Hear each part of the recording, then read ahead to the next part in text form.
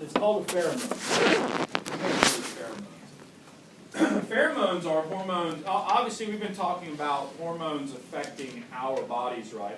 They're transported to the target, and the target is in our body. What would make something a pheromone is a compound that would affect a target in somebody else's body.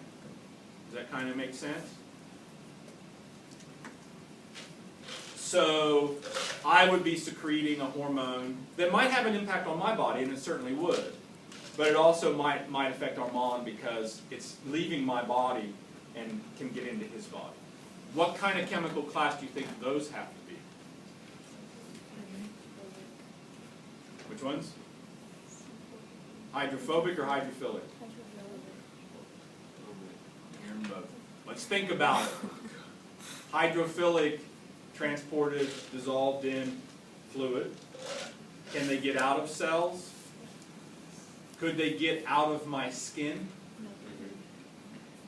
To do so, they'd have to pass through phospholipid bilayers of my skin. Can they? Lipid-soluble things like steroid-based hormones, right?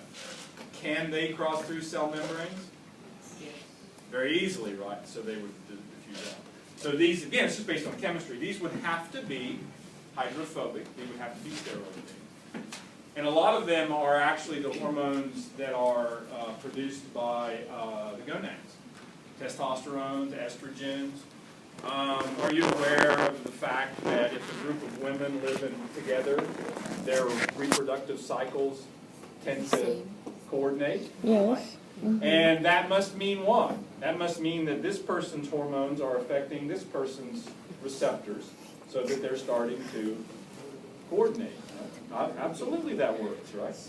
So that would be the only way we would call something a pheromone to affect somebody else. They're true. They're usually used for mate recognition, mate attraction, things like that.